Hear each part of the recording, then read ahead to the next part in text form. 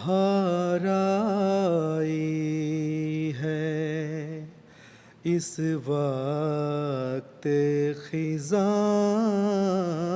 میں۔ اعوذ باللہ من الشیطان الرجیم، بسم اللہ الرحمن الرحیم۔ ناظرین کرام، السلام علیکم ورحمۃ اللہ وبرکاتہ۔ ناظرین، سیدنا حضرت اقدس مسیح موعود علیہ الصلاۃ والسلام کی سیرت مبارکہ پر مبنی پروگرام حیات جاوداں کے ساتھ خاکسار عبدالنور عابد آپ کی خدمت میں حاضر ہے۔ ناظرین، مہمان نوازی انبیاء کرام کے اخلاق فاضلہ میں سے ایک اعلیٰ خلق ہے۔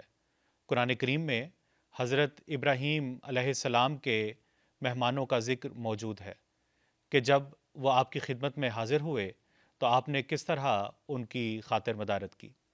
اس خلق عظیم کا کامل ترین نمونہ سرور کائنات حضرت اقدس محمد مصطفیٰ صلی اللہ علیہ وآلہ وسلم کے اسوہ حسنہ میں ہمیں دکھائی دیتا ہے، اور اس زمانے میں آپ کے عاشق صادق اور بروز کامل سیدنا حضرت مسیح موعود علیہ الصلاۃ والسلام کی سیرت میں مہمان نوازی کا بہترین نمونہ نظر آتا ہے۔ زمانہ معموریت سے پہلے اللہ تعالیٰ نے آپ کو بشارت دیتے ہوئے فرمایا کہ یاتونا من کل فج عمیق، یعنی اس کثرت سے لوگ تیری طرف آئیں گے کہ جن راہوں پر وہ چلیں گے گہرے ہو جائیں گے۔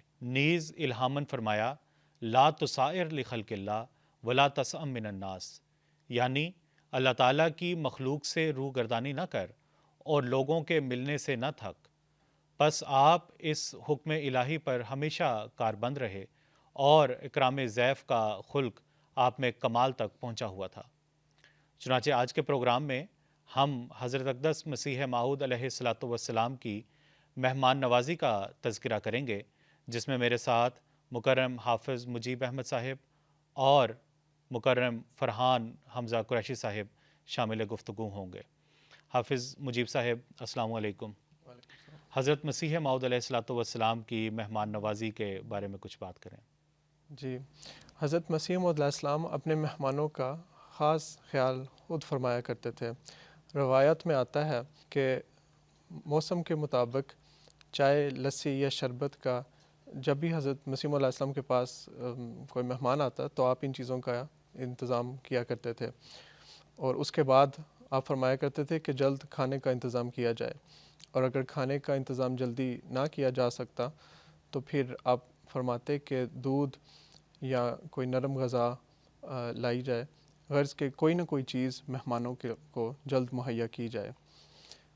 آپ کی مہمان نوازی کا ایک خوبصورت واقعہ حضرت ڈاکٹر عبداللہ صاحب رضی اللہ تعالیٰ عنہ بیان کرتے ہیں۔ وہ کہتے ہیں کہ میں لاہور سے 2 دن چھٹی لے کر حضرت مسیح موعود علیہ السلام سے ملاقات کی نیت سے نکلا۔ شام کو دیر ہوگی اور مجھے رات بٹالہ ٹھہرنا پڑا۔ صبح جیسے ہی سورج نکلا میں قادیان کی طرف نکلا، اور جب میں مسجد مبارک کے قریب پہنچا تو میں نے حضرت اقدس مسیح موعود علیہ السلام کو دیکھا۔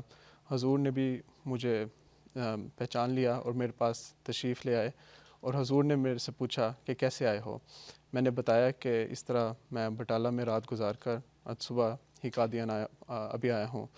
تو حضرت مسیح موعود علیہ السلام نے پوچھا کہ پیدل آئے ہو؟ تو میں نے عرض کی جی حضور، پیدل آیا ہوں۔ حضور نے فرمایا آپ کو بہت تکلیف ہوئی ہوگی۔ تو ڈاکٹر صاحب کہتے ہیں میں نے عرض کی نہیں حضور، کوئی تکلیف نہیں ہوئی۔ پھر حضرت مسیح موعود علیہ السلام نے ڈاکٹر صاحب سے پوچھا کہ کیا آپ پینا چاہیں گے، لسی یا چائے؟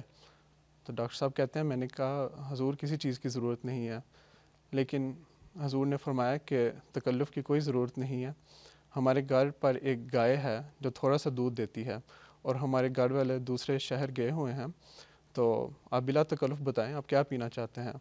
تو ڈاکٹر صاحب کہتے ہیں میں نے کہا کہ میں لسی پیوں گا۔ تو حضرت مسیح موعود علیہ السلام نے مجھے فرمایا کہ مسجد مبارک میں بیٹھ جاؤ، تو میں جا کر بیٹھ گیا۔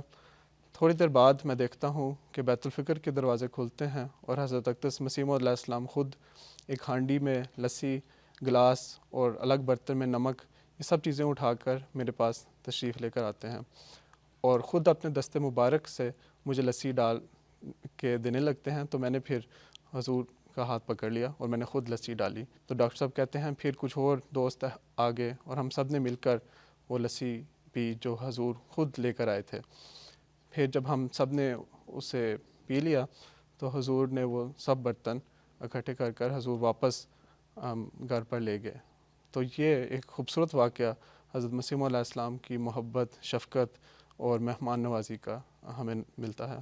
جی نور صاحب، حضرت مسیح موعود علیہ الصلوۃ والسلام کو مہمانوں کی آمد سے بہت خوشی ہوتی تھی، اور جب ان کی ان کو رخصت کرنے کا وقت آتا تھا اس وقت حضور کو غم بھی پہنچتا تھا اور افسوس ہوتا تھا، اور حضور جلدی رخصت نہیں دیا کرتے تھے اپنے خاص احباب کو. لیکن جب اجازت لے کے وہ جانے لگتے تھے تو حضور ان کے ساتھ پھر دور تک چل کر جاتے تھے، رخصت کرتے تھے اور ساتھ زاد راہ بھی کچھ دیتے تھے. اس کا ایک نہایت پیارا واقعہ جو ہے حضرت میر حامد شاہ صاحب رضی اللہ عنہ نے بیان کیا ہے. وہ بیان کرتے ہیں کہ ایک دفعہ ابتدائی ایام کی یہ بات ہے کہ حضور سے میں نے اجازت طلب کی، اور حضور کا پیغام اندر سے آیا کہ آپ ذرا ٹھہریں، میں ابھی آتا ہوں. تو یہ جو خبر تھی کہ حضور باہر تشریف لا رہے ہیں وہ باقی احباب کو بھی مل گئی. تو ایک کافی اچھی تعداد جو ہے حضور کے صحابہ کی وہ حضور کے انتظار میں گول کمرے کے باہر جمع ہو گئے. تو حضرت میر حامد شاہ صاحب بیان کرتے ہیں کہ کچھ دیر کے بعد حضور خود تشریف لائے، اور حضور نے ایک لوٹے میں دودھ سے بھرا ہوا تھا وہ لے کے آئے ایک ہاتھ میں، اور دوسرے ہاتھ میں حضور نے رومال تھا، اور رومال میں مصری تھی، اور ساتھ حضور کے صاحبزادے حضرت صاحبزادہ مرزا محمود احمد صاحب رضی اللہ عنہ تھے، اور انہوں نے ایک بڑا گلاس پکڑا ہوا تھا. تو وہ کہتے ہیں کہ حضور نے چونکہ ہجوم تھا تو حضور نے کہا کہ شاہ صاحب کہاں ہیں؟ تو وہ کہتے ہیں کہ میں فوراً حضور کی خدمت میں حاضر ہو گیا. میں نے عرض کیا کہ حضور میں حاضر ہوں. تو حضور نے کہا بیٹھ جاؤ. تو کہتے ہیں میں زمین پہ ہی بیٹھ گیا. تو حضور نے پھر اپنے دست مبارک سے دودھ جو ہے وہ گلاس میں بھرا، پھر مصری ڈالی اس کے اندر، اس کو ہلائی ملائی، اور انہوں نے گلاس دیا میر صاحب کو. میر صاحب نے وہ گلاس پی لیا. اس کے بعد حضور نے دوسرا گلاس بھرا دودھ کا. تو وہ کہتے ہیں کہ وہ میں نے پی لیا. وہ کہتے ہیں کہ وہ بڑا گلاس تھا اور اس کی وجہ سے میرا پیٹ بھر گیا. تو حضور نے پھر تیسرا گلاس بھرا، اور پھر حضور نے فرمایا یہ بھی پی لو. تو وہ کہتے ہیں کہ میں نے شرم سے عرض کیا کہ حضور اب میرا پیٹ بھر گیا ہے. تو حضور نے کہا کوئی بات نہیں، اب پی لو. تو کہتے ہیں میں نے وہ بھی پی لیا. اس کے بعد حضور نے اپنی ایک خاص جیب تھی حضور کی، اس میں حضور سے چھوٹی چھوٹی بسکٹیں نکالی اور انہوں نے شاہ صاحب کو دیں، اور انہوں نے کہا، حضور نے فرمایا کہ سفر میں جب بھوک لگے گی تو یہ کھا لینا. تو کہتے ہیں میں نے وہ جیب میں رکھ لی. تو میں نے ادھر ہی حضور سے اجازت لے لی کہ حضور میں چلتا ہوں اب. تو حضور نے فرمایا نہیں میں بھی چلتا ہوں ساتھ. تو حضور پھر ساتھ رخصت کرنے کے لیے ساتھ چلے، اور ساتھ جو صحابہ تھے وہ بھی چل پڑے. بیان کرتے ہیں کہ یہ پاک مجمع جو ہے وہ چلتا رہا، اور حضور جس طرح کی حضور کی عادت تھی سیر کے دوران حضور تقریر فرماتے تھے، گفتگو کرتے تھے. تو حضور تقریر فرماتے رہے اور بہت دور تک چلے گئے. تو کہتے ہیں جب کافی دور چلے گئے تو حضرت حکیم الامت مولانا نور الدین صاحب رضی اللہ عنہ میرے پاس آئے، اور میرے کان میں حضرت مولوی صاحب نے کہا کہ جب تک آپ خود رخصت نہیں لوگے اس وقت تک حضور آپ کے ساتھ چلتے رہیں گے، اس لیے آپ حضور سے رخصت لے لو، اجازت لے لو. تو پھر وہ کہتے ہیں کہ میں نے عرض کیا حضور اب میں چلتا ہوں، آپ حضور آگے نہ چلیں، میں سوار ہو جاؤں گا. تو حضور مسکرائے، حضور نے کہا اچھا میرے سامنے اب سوار ہو جاؤ. تو وہ کہتے ہیں کہ پھر میں یکے میں چڑھا، پھر میں حضور کو سلام کیا، پھر حضور واپس گئے ہیں. تو اس طرح حضور کو احباب کا ایک خیال ہوتا تھا، اور اس قدر شفقت اور محبت سے آپ پیش آتے تھے.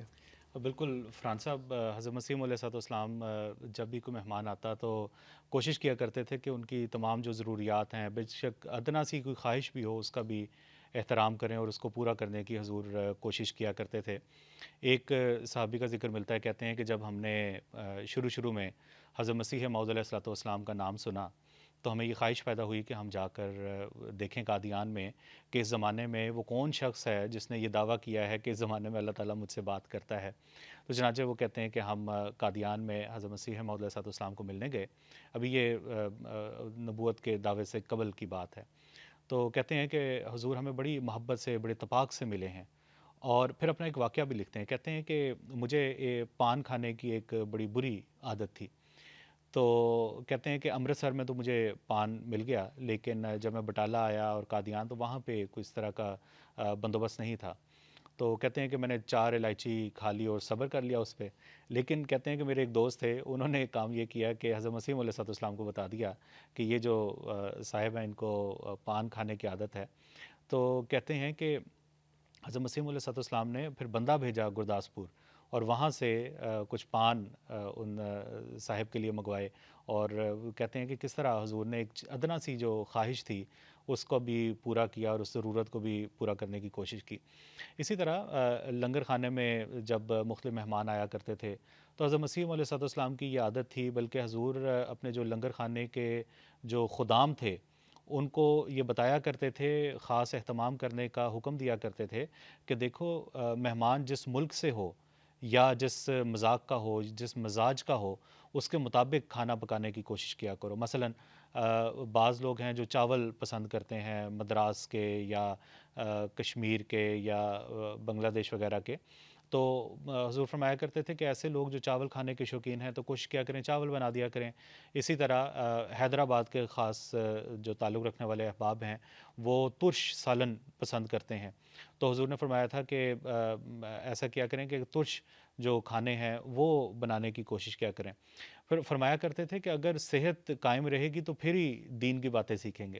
تو اس طرح حضرت مسیح علیہ السلام بڑے پیار محبت سے، اور ظاہر ہے کہ یہ جو الگ الگ کھانے پکانا یہ بہت ساری گیدرنگز میں یا بڑی گیدرنگز میں تو ممکن نہیں تھا، لیکن عام حالات میں جب مہمان آیا کرتے تھے حضرت مسیح علیہ السلام کی خدمت میں حضور سے ملنے کے لیے، تو عموماً حضور کا یہی رنگ ہمیں پوری زندگی نظر آیا ہے۔ جی عبد النور رابط صاحب، حضرت مسیح موعود علیہ السلام کی سیرت کے مطالعے سے ہمیں پتہ لگتا ہے کہ آپ مہمانوں کے لحاظ سے ملت و مذہب کا کوئی امتیاز نہیں کرتے تھے اور ہر مہمان کی خوب خاطر تواضع کیا کرتے تھے۔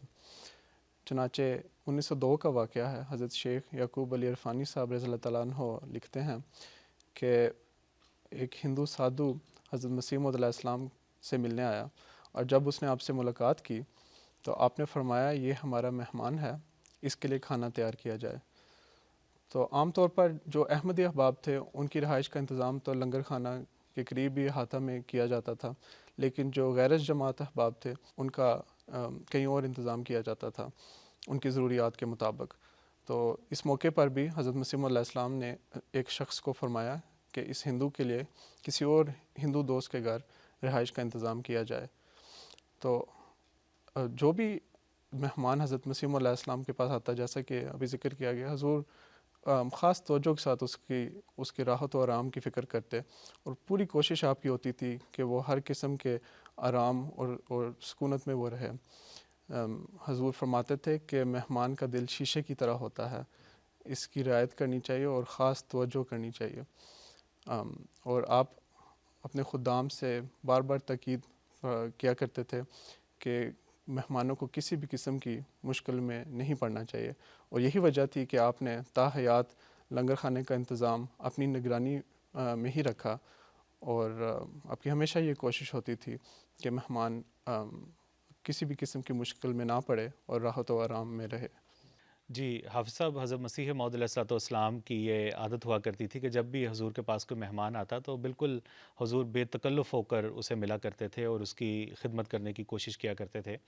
حضرت خلیفہ نور الدین صاحب آف جموں رضی اللہ تعالیٰ عنہ کہتے ہیں کہ میں ایک دفعہ قادیان حضرت مسیح موعود علیہ السلام کو ملنے آیا، تو کہتے ہیں کہ کھانے کے اوقات میں اکثر حضور مجھے اوپر بلا لیا کرتے تھے، اور کہتے تھے کہ بعض اوقات ایک ایک دو دو ڈیڑھ گھنٹہ ہم آپس میں بڑی بے تکلفانہ گفتگو کیا کرتے مختلف موضوعات پہ۔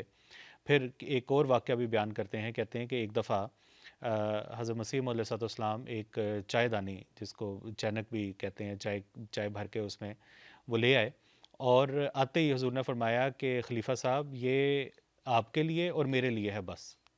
یعنی کہ اس سے ایک انداز تھا حضرت مسیح علیہ السلام کا، یہ ان کو میسج کنوے کرنے کا کہ چائے بہت ہے، آپ بے تکلف ہو کے پئیں، کیونکہ ہمارے علاوہ اور کسی نے نہیں پینی۔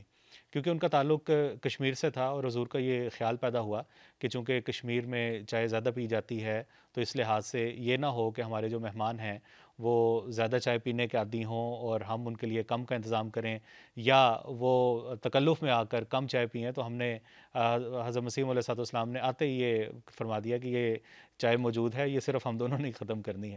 تو اس طرح حضرت مسیح علیہ السلام بالکل بے تکلف ہو کر اپنے مہمانوں سے بات بھی کیا کرتے تھے، ان کی خدمت کرنے کی بھی کوشش کیا کرتے تھے۔ جی نور صاحب، نہ صرف یہ کہ حضور خود بے تکلف تھے مہمانوں کے ساتھ، بلکہ آپ مہمانوں کو بھی یہی فرماتے تھے کہ آپ بے تکلف رہیں میرے ساتھ، یعنی جب تک آپ قادیان میں ہیں، یعنی آپ ہمیشہ مجھے جو بھی تکلیف ہے مجھے بتائیں۔